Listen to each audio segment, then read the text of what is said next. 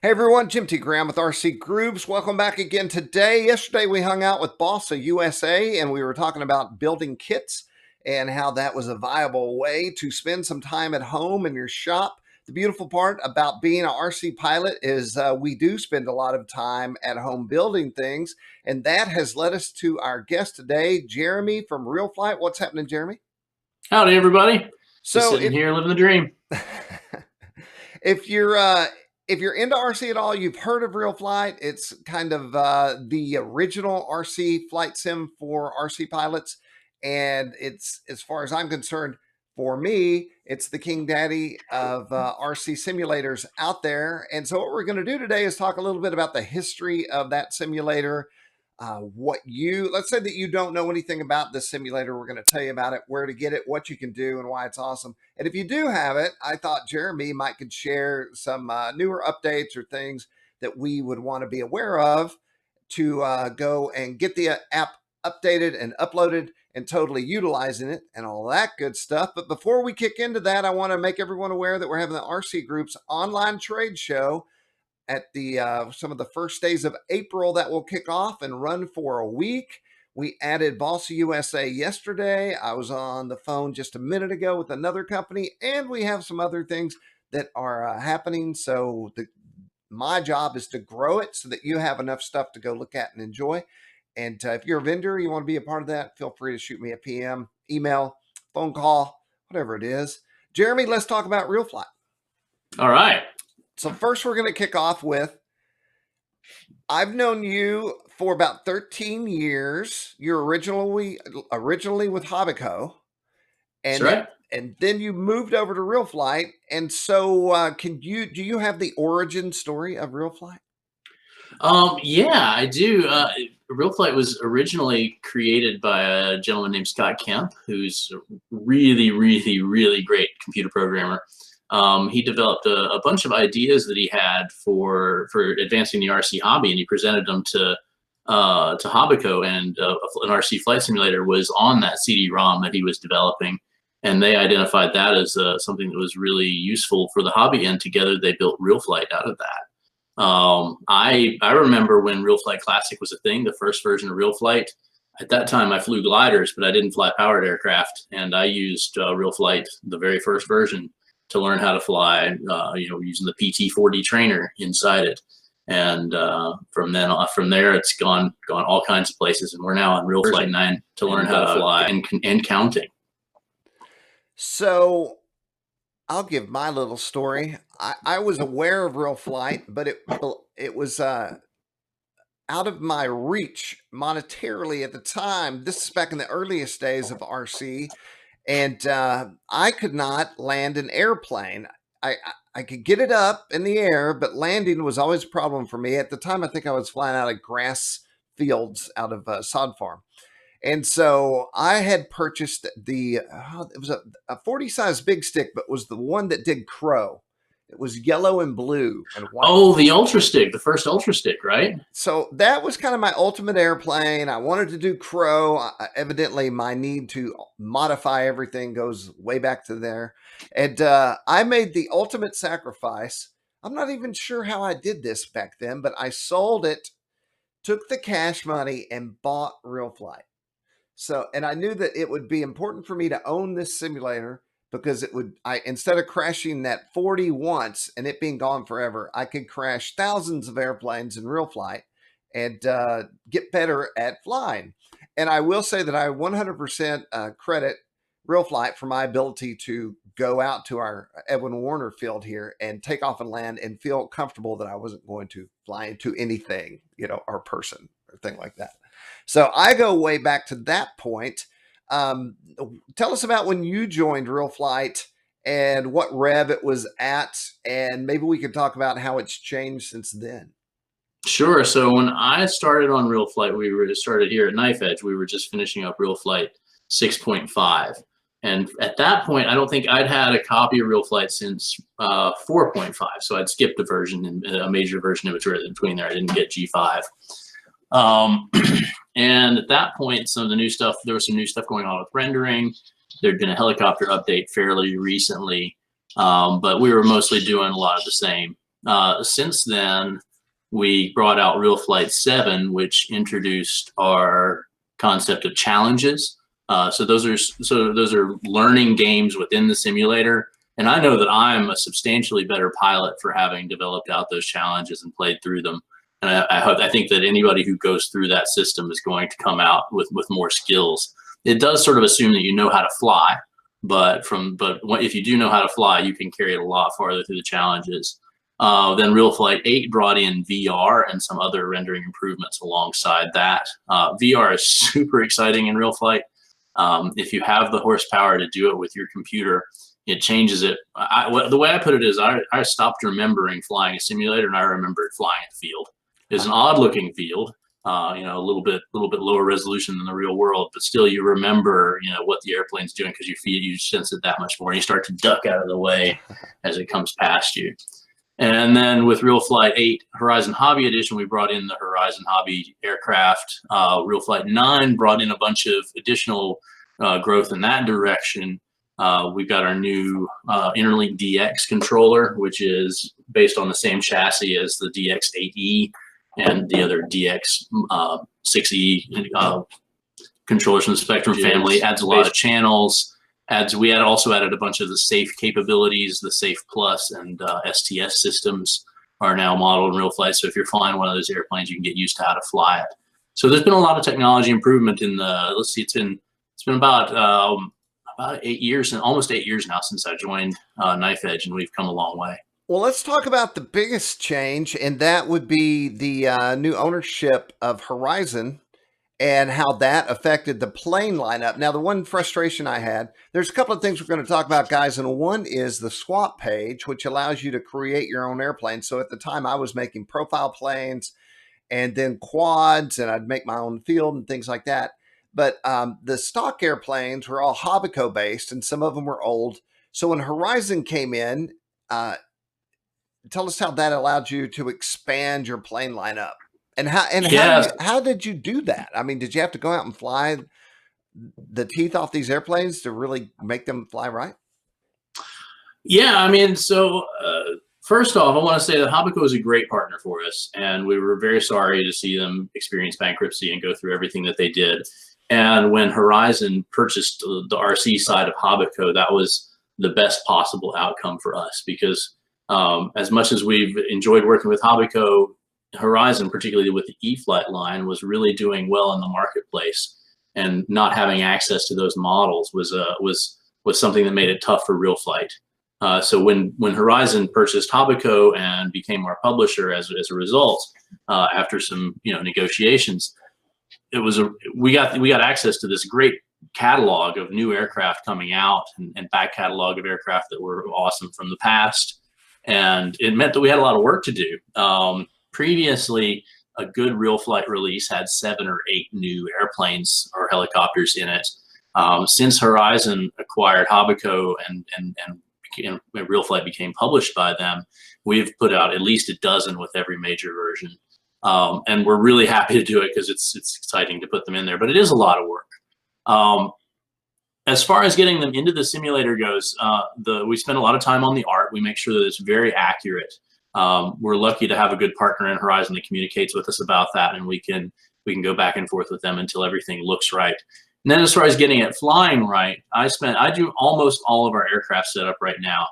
And I spend quite a bit of time, measuring and weighing and getting all the parts of the aircraft defined exactly like they are in reality. And then I go fly it. And I fly it in the simulator, and I fly it in the field. And most of the time, it's within 5% of correct. But as everybody will tell you, the last 10% takes 90% of the time. So getting that last 5% does take quite a few flights. I'll usually pick 2 or 3 things that I'm trying to figure out, like, is the roll rate right at full throttle in level flight? And I'll go up and I'll count that out. And I'll actually record myself counting rolls. And then I'll land the aircraft and I'll go sit at my laptop and I'll fly the simulated version, and I'll count the rolls. And if it matches, great, I don't have to do anything. If it doesn't, then I tweak things. I usually don't have to tweak things very far. It's always a little surprising how close it is, but it's never exactly right. And it's that flight testing around that gets us to within 99%. And then the last 1%, we go back and forth with the product developers at Horizon, the fellows that and ladies that actually develop these aircraft in tandem with their factories, and get their input on it and address the things that they find. At that point, we're usually into real details, like how it breaks in a stall, or the snap roll is a little too tight, or I've noticed that when you do this, this happens, but it should really be this. And that actually takes the most calendar time, because there's just a lot of communication back and forth. But all in all, each aircraft, probably has a couple of months of development time in it. They're happening in parallel, lots of them going at once, but it takes a while to bring one from just a drawing that we receive to a ready to fly aircraft that's tuned and approved. At the end part of the game, let's say we have Matt Andren, and he was part of the whole design team of a certain airplane. He has RealFlight at his desk, and then you're sending him a beta, and he's flying it, at lunch or whatever, and then getting back to you with notes, and you tweak it, and that's how that process works, I guess. Yeah, so that's the bulk of it. And then I usually try to make at least one trip out to Horizon each year to sit down and finalize the tough ones. So I'll actually go out and we'll set it up on a PC there in a conference room, and I'll drag people in and say, hey, can you come look at this with me? Let's tune it together. Right. We'll also do things where we just fire up a shared video session or even a multiplayer session. We use as many tools as we can to open up as much bandwidth as we can. And that's been one of the biggest changes with working with Horizon. Is it's been really, really a real benefit to have that openness between the teams, so that I can work directly with those developers to get these things tuned in. Well, they certainly have great guys on that team that can design great airplanes. And I've been lucky to work with those people pretty closely throughout the years. So what do you think? Should we jump over to the RealFlight site and just give a little tour on what people should look for? Sounds great. So I'm going to minimize you just a little bit. And here we are. We are at realflight.com. And so we have RF9, RF8, and RFX. Can you tell us the difference in these three things? So RF9 is our current product. RF8 is the last, the most recent version before this. It's so the differences between 8 and 9 are that 9 includes support for the Spectrum DX, the Interlink DX, the Spectrum Interlink. It has a bunch of new airplanes and a bunch of new technologies under the hood. RFX is something that we're really proud of. It was designed to be a next generation RC flight simulator. Unfortunately, it found that most people didn't have enough computer to run it, and it wasn't as successful in the marketplace. And when hobbyists spoke, we listened, and we brought back the legacy RealFlight package that can run on pretty much any PC that has Windows. I like to say, if Windows has a number after it, it's going to work. Okay, but RFX, time has passed. Are we seeing that many people have computers that can run this now? There are more people who can run it. It basically does require a distinct graphics processing unit, a GPU, a graphics card in your computer. So many laptops, probably most laptops, won't run it. And a lot of folks with desktops that they just bought for home use aren't going to take care of it. Any reasonable gaming PC that you have now should handle it just fine. But it has, it's exciting. It also has been discontinued. Horizon's no longer shipping it. Why the heck? I wonder why they have it on the page. Yeah, I think I'll fire that question off shortly. Because I was about to say, maybe I should buy this. So one thing, and this is kind of side topic, is my favorite part about RealFlight, other than learning how to fly, once you learn how to fly, is flying with others. And so RF8 and RF9 both allow me to jump online and fly with other pilots. Yes? Yeah, definitely. We have a great multiplayer system where you fire up you said like Fleet multiplayer, you get a list of all the multiplayer sessions that are currently live that your version's compatible with. And that's a new thing actually with recently, is that now RealFlight 7, 8, and 9 can all play together. It used to be you had to have the same version as everybody you were playing with, but now you can play with any version back to 7. Earlier versions, there were technical reasons that we couldn't let them be included. Otherwise, we would have included them as well. So let's say that somebody's brand new and they're like, this is a great idea. I have to own this. Let's talk about software only versus software and a transmitter. because my son is a gamer deluxe, and he, initially is like, why do I need a transmitter? And I'm like, you need a transmitter because you're flying an RC plane. So Yeah. don't you highly suggest that? I strongly recommend that you get the version with the Interlink DX. So it looks like we're on RealFlight 8 right now. If you want to look at RealFlight 9, we'll have the correct stuff. Yeah. So that includes, you can get the big box, which has RealFlight and the Interlink DX in it.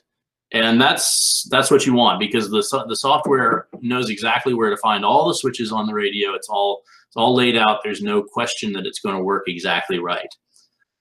For the very advanced user, you might also want to consider using your own transmitter. If you're Jay Stucia, who practices with RealFlight, and you're going to be practicing 3 with hours a day, by the way, 3 hours a day, yeah, you might want to do that with your transmitter, right? So that you're using the same gimbals and the same switches that you're going to use in the field.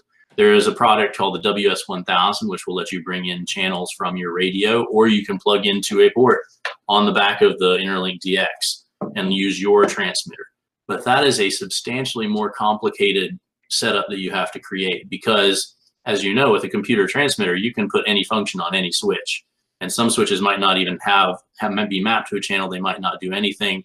So there can be some real confusion if you don't watch out using those things. So we would definitely consider using your own transmitter to be an excellent, but an advanced user option. Let me ask you this. I have had most iterations of RealFlight, and I have multiple old transmitters. I probably had 2 or 3. My son has mutilated at least 1 or 2. Sure. I know that they still work. Are they still applicable to the latest version? Is it still okay to use that with something new? It is definitely okay to use it. It'll work fine. What you won't have is all the extra switches that you get on the new Interlink DX. So I've got here an Interlink Elite, which is the version, actually 2 versions back. We had the Interlink X in between this. The Elite has 3 switches and 1 knob. And so there are 8 controls on the front to control the 8 basic channels of RealFlight. That means you really can't move anything unless you're willing to move something else. Like, you can swap 2 things, but you can't, like, for instance, when we started working with Horizon, nobody there puts flaps on a knob. They all put it on a switch. Right. Yeah. Like, and I mean, the bitterest complaint we heard about RealFlight is, why are the flaps on a knob with those folks? On the Interlink DX, they are on a switch, but I can put them on a knob here because I have extra stuff. So if I move it off this switch onto this knob, the knob doesn't do anything. With the Interlink Elite, if you wanted to move it off the knob, then you could, I don't know, you could put it on your retract switch, but that meant your retracts were now on a knob, and that feels pretty weird. So having the 15 switches and knobs and sliders of the Interlink DX is a huge benefit if you're going to do any kind of customization. But if not, the old Interlinks work great. All the airplanes will work. You'll be able to do almost everything. There are a few 10-channel aircraft out there that do things like full span camber and crow mixing and stuff on the sliders. But in general, it's going to work okay. You can definitely just buy the software only version if you have an existing Interlink. So the beauty of Horizon aircraft, and I review a lot of them, is that out of the box, a lot of the switches are pre-programmed. Maybe you get a transmitter with a plane, everything's ready to go out of the box. And like safe, 1, 2, 3, all that kind of stuff is already there. And so that would be another reason to use this transmitter, because it would feel like I was using one of my transmitters. Exactly. If you fly with the DX8E, or even like the DXEH and DXEA that come with a lot of the ready flies, switch positions end up in the same spot that you would expect that you would find with the real thing. The controller feels the same in your hands, and it's just a very familiar feeling. In fact, I used to fly. I had a Futaba 9 Charlie that I'd been flying for probably 15 years. That I finally stopped and switched to a DX80 just because it felt exactly the same in my hands as the DX controller. Was it a DX9, the CAP, or were they old one? The non? Yeah, 9 CAP. Yeah. That's still the one radio I regret selling. I like it. I still like it so much. It's nice to program. It feels good. It's my old juju. Lee Marshall in the live chat says, what does this TX, meaning the one that you're buying with the advanced TX, what does it have that a DX9 won't can't do? You might have already answered that question. A DX9, so if you hook up a DX9 to the sim, you can only get 8 proportional channels through, because that's just a limitation of Windows USB. So if you're using the WS1000, then the DX9 is going to send 8 channels. And the DX9 is only ever going to send 8 channels. This actually can send all 15 because it's got a native connection to the sim. So you can do more things. The DX9, you're going to be relying on you have to either set up a radio setup that's specifically for the sim, or you have to be sure to use the mix as an expo that you want. Of course, that's the benefit too. You can mix an expo exactly like you would your real aircraft. We allow you to turn off the software radio inside RealFlight so you can use your radio program. But it really does boil down to that 8-channel limitation of the WS1000 or the interface cable. Gotcha. So what I'm doing right now is looking for some videos to go check out. I'm just going to pick one. We'll see how that goes. Let me mute it. What I'm really looking for is a video of exactly just somebody flying around in the sim, in case somebody hasn't seen that before. So here's an unboxing. You get the box, you get the transmitter, you get some cables. Now, in the old days, you used to get the cables in the box that would allow you to hook up to different transmitters. Do you still get that in the box? I believe so. There's the DX, the Interlink DX has a nice little setup where the transmitter cable comes out the bottom. It's the 1/8-inch mini jack, like all your JR and Spectrum radios, and then I believe you get a converter to the square Futaba plug. I don't think there's a round Futaba plug converter, but that's old. We'll talk about downloads in a minute, but so, well, you know what? Let's not talk about. We'll talk about fields. We'll make that its own category. So, what are we looking at here? This is RealFlight 9. Yeah, and he's flying out of Eli Field, which is Horizon's home field. That's where they do most of their testing.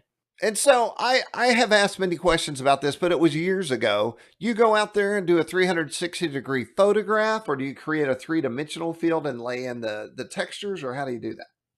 It's a little of both. So in order to do what this is called a photo field, you do have to get a very good spherical panorama, and that involves either taking a lot of photos and stitching them together, or having specialized equipment that takes a single shot. But we usually want at least like 32 megapixels worth of stuff, and this is a little bit more than that in order to get the full surround. And once that's there, we then add a bunch of 3D objects that allow the plane to collide and appear to interact with the different buildings and bushes and things that are in the sim. So, for instance, there's a shelter right behind you at Eli Field that you can collide with, and you can even land on top of if you want. So let's scroll through here a little more, get out of the sky. So we've got a heli. Now, I'm usually at this field at least once a year, and this looks exactly like it. Now, are there any trains? If I were to turn around, would I be able to see the trains in the back? I feel like there are some parked train cars in the background. There's a train museum behind this place. Yeah, there is. Now, I own this airplane. I have broken the landing gear out, but it's hanging on the wall waiting for... It's warm today for the first time ever, but it's waiting to go to the field. And so I do enjoy the Timber X. Yeah, it does a lot of things. Now, I will say the other timber, the turbo timber, if you're not a 3D guy and you want the ultimate tweaked out modified timber and you just want to buy it that way, the turbo timber is awesome, because the 3-cell or 4-cell, it seems to like both. I think the Timber X is a 4-cell only plane, if you ask me. Yeah, I mean, I've flown it on 3, and it's kind of fun. I use it as a convenient trainer with my son because it's small and fits in the van real easy. And I put a 3-cell in, and we put it in safe mode and turn down the rates, and he has fun with it. But I enjoy the fact that you can just 3D a high wing airplane. Even back in my Habaco days, I was always asking to make a 3D decathlon just because it would look fun to taxi out on the runway with what looks like a putt-putt plane and then go straight up and throw it into a waterfall. Yeah, just like that. Like that. So let me move. Let's see. Let me do this. So we're looking at this transmitter here, and this is another way to learn to fly, by watching somebody else fly, or watching the stick movements of how do I do flat spin to the ground, and there's your sticks showing you. And do you? Yeah. I'm pretty sure you've brought in pilots to give certain lessons or techniques and things like that. Yeah, that's right. Up on the menu, there's a menu of training, and then training features, or excuse me, flight training, which will open up a menu that shows there's some basic training done that we've done with pilots at Horizon, and we've also brought back some of our classic virtual flight instructors and moved them into this system, so that you can watch a pilot fly, see their stick movements, and they'll talk you through what they're doing. It's a very helpful way to get the idea of how a maneuver should go. It's not a substitute for practice. You're still going to have to burn more fuel. But at least you can see it. You know, there are some right, yeah, maneuvers you have no idea. Right. This is actually possible, and here's how you do it. So that's most of what it takes. I'm going to look for something, and then I'm going to ask you about it. Egg Easter eggs. Let's see if anyone's got any. I guess I'm not seeing any RealFlight Easter eggs. No. Okay. So I know of a few Easter eggs. I don't know if they exist anymore. One Easter egg was that you could bring up the staff of Knife Edge Software, who makes RealFlight, and they would show up as two-dimensional cardboard bowling pins, and then you could fly through them as if you were bowling. Are there any Easter eggs living these days that pilots should be aware of? Yes. But you can't tell me. Otherwise, it wouldn't be an Easter egg. Okay, so can you give me any like hints on if somebody were like, I'm going to go find an Easter egg after this broadcast? What is something they could at least go to try and find it with? Well, there is information out there on the internet about them, about some of them that you can probably hunt up. I would say that you may occasionally notice things that have fuel in them, and you might think about what Michael Bay would do if an RC airplane hit something that had fuel in it. Gotcha. I am navigating back to our live chat. Guess I've lost it for now, but before I do that, let's go do this. Let's go look at a thing that you may or may not know about. This is the Knife Edge swap pages. Tell us what this is and how it works. I'm sorry, I accidentally started the video and looking for the chat, and I couldn't hear what you were saying. Go ahead and say that again. The swap pages, some users might not even know this exists. And so my question is, I have actually made airplanes and things like that, but tell us the concept, why you go here, what you can do, and how you can add content to this page. Definitely. So RealFlight itself ships with more than 100, it's almost 200 aircraft at this point. It's not 200, I don't believe, but it's a lot of aircraft. But compared with what's on the swap pages, that's nothing. There are several thousand aircraft and airports and color schemes available on our swap pages where people have decided, I'm going to make an airplane. And to do that, you need to have some 3D modeling skills. It's actually a great way to build your 3D modeling skills because airplanes are a lot of fun to draw. They're not as complicated as, say, people's faces, but they still look really cool. Use a package, something like 3D Studio Max. Other people use Blender and create a file that you can then import into RealFlight and turn it into a model that you can fly. Using the stuff from the swap pages is really easy. You go to the swap page, you download the file, and then in RealFlight, under the simulation menu, there's an import RealFlight archive option, and you use that to grab those files, and it will slurp that airplane, airport, or color scheme into your RealFlight, and you're ready to use it. Okay, where are we going to upload this? We're on the home page. Oh, if you want to upload them, I think it's right behind my little window. I'm hearing it. You'll see there's an upload content button. And you were talking about download. So we go here. But if you want to download it, yeah. So you'll have to be logged in. Ah, gotcha. But the download button is in the upper right. And then this would come down as a file, and then you would go into RealFlight, find the file, and then pull it in, and then it would be in your new plane section or added planes, right? Yep, it just shows up right in your list. In your custom planes, there's a separate section if you're using the selection dialog. And so we have uploads for all different versions of RealFlight. Yep. And if you have RealFlight 9, you can use anything in that list. Basically, you can only use stuff that's your version and before. So a RealFlight 6 user can't use RealFlight 8 content, but a RealFlight 8 content user can use RealFlight 6 content. Now, what about like airfields? So to look at that, you might open up RealFlight 9, and there's an airports section, and you can choose other airports as all your 3D airports, and photo fields as all the real places. So this allows you to go in. These look like real photos. Yep, this is a pano that somebody's done and made a photo field out of. Gotcha. If you want to look for 3D fields, you can do look for things that either end in AP, or you can do the other airports option in your list there. There you go. And so they go in and build the field of their choice. Like I once made a quad racing field. Yep, I remember that. They utilized it, and then I started flying. The interesting part, this is how it can change to real life, is I made a quad flying field. I got bored with that. Then I started flying the Easy Star through the quad flying field. Then I was like, why aren't I FPVing the Easy Star? So I did FPV the Easy Star. Then Horizon came out with that wing. Oh, how am I forgetting the name of the wing? Is that the Optera? Yeah, it's discontinued now. But then the wing came out.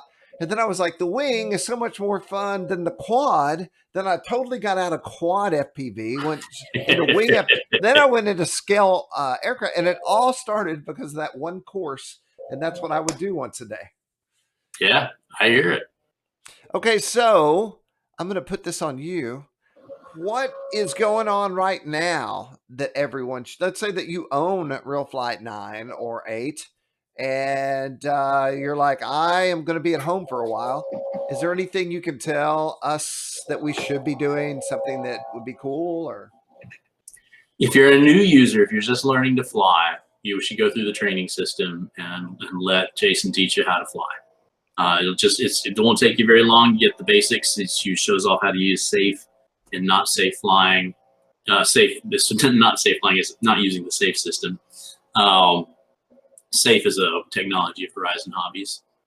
Then once you've got that, and once you're happy with your ability to take off and land, you've got some choices. You can get on multiplayer and start playing, flying with other folks out in the world. I would strongly recommend you try some of the challenges because you will come out a much more skillful pilot. I got better by accident as we were making those. So you'll find there's the challenges menu up top, and you can choose from balloon burst, where you fly behind the airplane and you hit the balloons. It's probably our easiest challenge, to things like air race and grapple, which are flown from an RC perspective and are super hard and awesome. Beyond that, you can just try out all the different kinds of flying that you haven't tried yet. If you're an airplane guy, fly some helis. We have the heli orientation trainer that'll help you learn to hover. That's a huge benefit to your ability to feel comfortable with helicopter in the air. If you're a heli guy, try some airplanes and see if you can learn to 3D an airplane, because it's exciting like be 3Ding a heli, but it's a completely different set of skills. But the simulator is huge. I mean, there's so much in there. There's so many little corners for you to explore, so many opportunities to become a better pilot or to have more fun with virtual airplanes that you wouldn't risk that way in the field. I know that I'm a chicken when it comes to taking a real airplane out for the first time, but I will take that thing up in RealFlight and I'll be hovering at three inches off the deck, right on takeoff. What can I do here? So, build those skills, and then when you're ready, take it out to the field, make sure there's nobody within 20 feet or so of you, and see if you can transfer that courage into the real world. So if you're wondering what it's like to work at the office of an RC flight simulator, I can tell you the last time I went, they had a big screen up in the conference room. And so we had a contest where we were going through one of the obstacles, which were a series of hoops that got tighter and closer and harder and harder. And so you would fly as long as you could until you crashed. And then whoever was near you, you would hand the transmitter to that guy. And then this went on for half a day. And then people were actually watching. So whoever, usually Jason Cole, would get the farthest, people would be like visibly impressed, like, pretty, So is that kind of how it works? Is everybody in there pretty good at the sim? We have varying degrees of skill level. It's always a little sad when somebody learns to fly because we kind of rely on having a naive user around Right. to help us find, why we're doing it. We're making things too difficult. Right now, everybody here can at least take off and land an aircraft, and it's not always that way. Sometimes folks who are not in the RC hobby, if somebody who does our graphic design work for us, he was one of the later guys to learn to fly.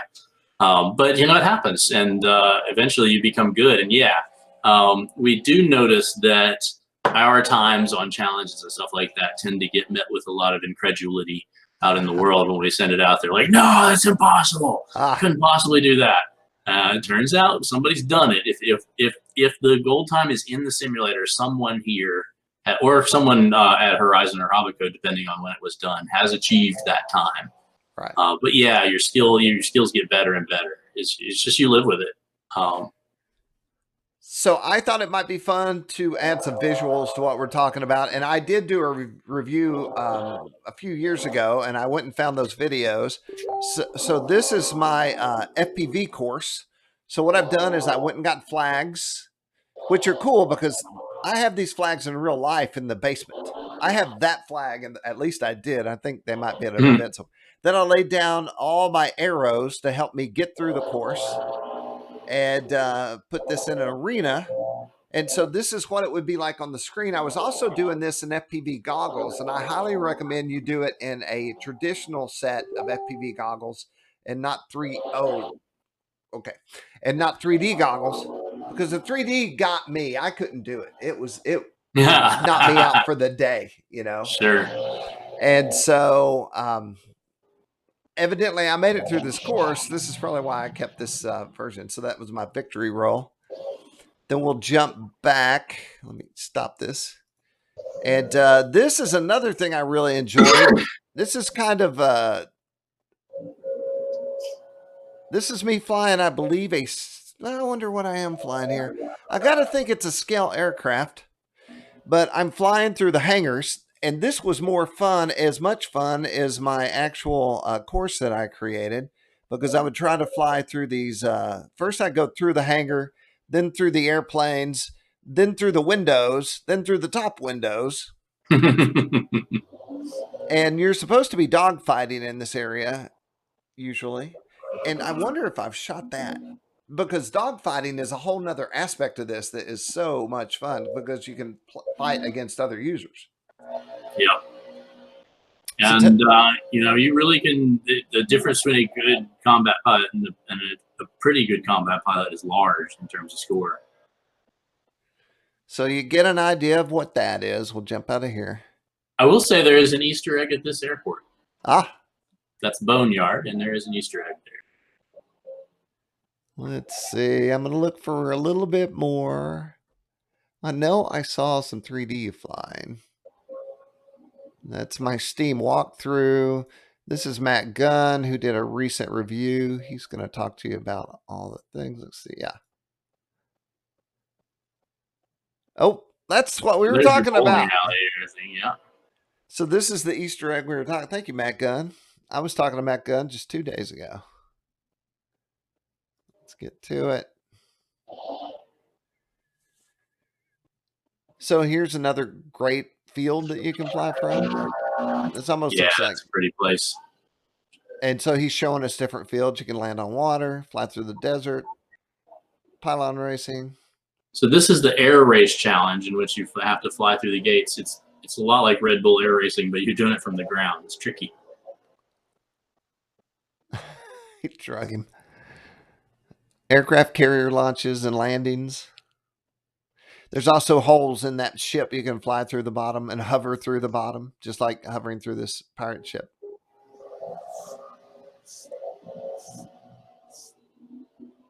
So there's so much to explore and do, which is why I love three-dimensional stuff.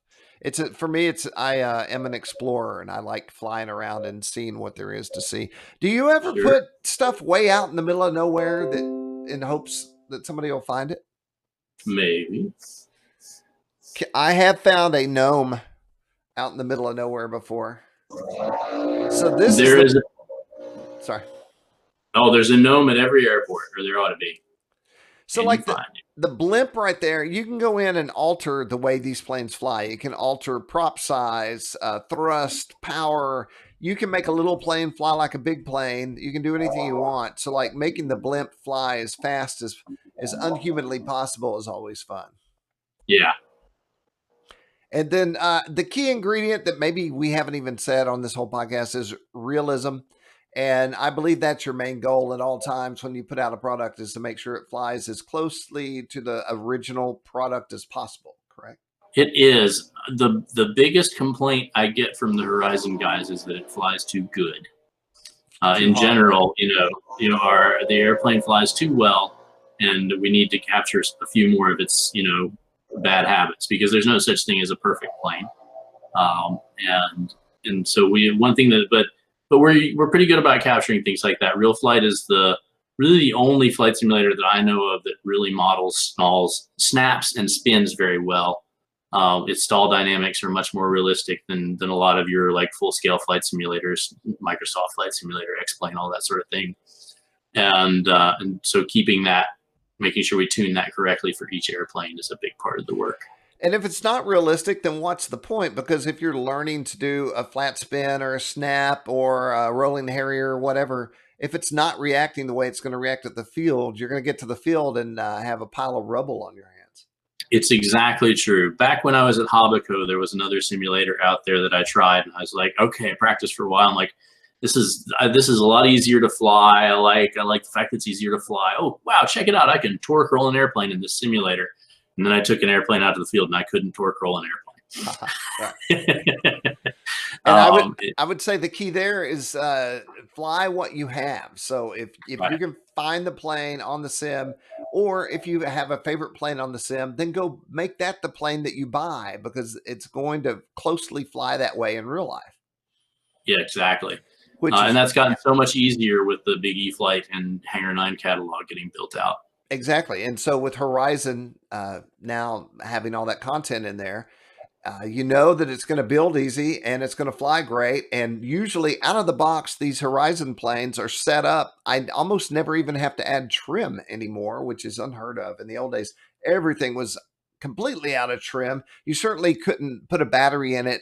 And many times the transmitter's already connected and everything's good to go. You go to the field and fly. That was impossible 10 years ago. So kudos to Horizon.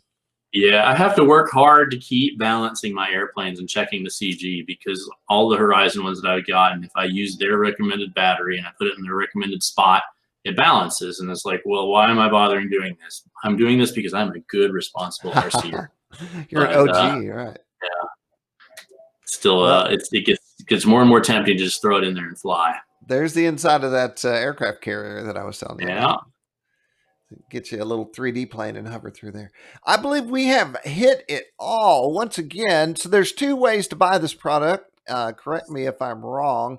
You can buy it at realflight.com on the Horizon site, but they can also go to Steam. Is that an option?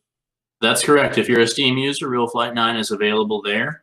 It's a really convenient way to get the software. You'll still probably want to get some kind of controller. It will work with a gamepad, but you're not going to like it compared to flying with the DX controller. So before we get out of here, Jeremy, is there anything you want to say? Anything we've missed? Just that it's a really exciting time to be in RC. I'm enjoying watching the hobby sort of diversify again, and it's fun to put that into RealFlight. We're starting to see things like the Timber X, which are novel and new 3D planes. You've got great companies out there doing wooden 3D airplanes.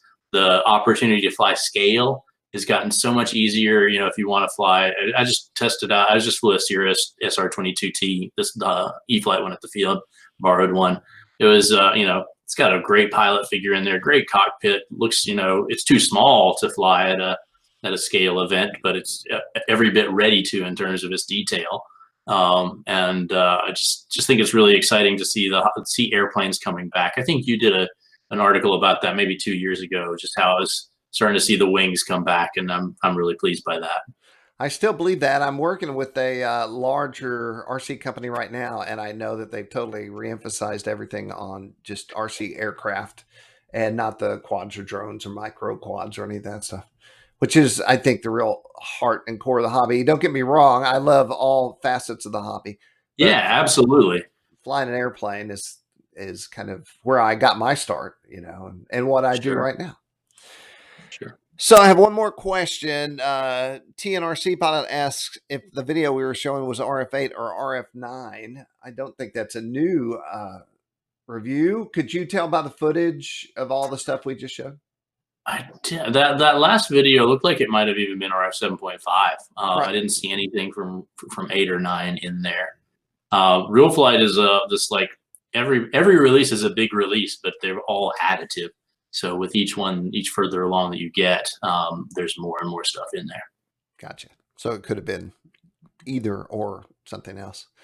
Well, Jeremy, I want to thank you for joining us once again. If you're stuck at home and you're jonesing to fly, you can certainly do it on RealFlight. And not only will it be entertaining, it'll also enhance your skills when you actually get out to the field, which is still an okay and appropriate thing to do. You can go outside and enjoy the hobby. And so you can build at the house, you can fly flight sim at the house, and then you can head out to the field in the open air and enjoy that too. So do all those things. Thank you for taking time out and headed to the office and talking to me today. Absolutely. Thanks for bringing us in. RealFlight.com, Jeremy, and Knife Edge Software. And I'm Jim T. Graham with RCGroups. Thanks, everyone. Be sure to hit subscribe and like and all those other things. We'll talk to you on the next one. Later on.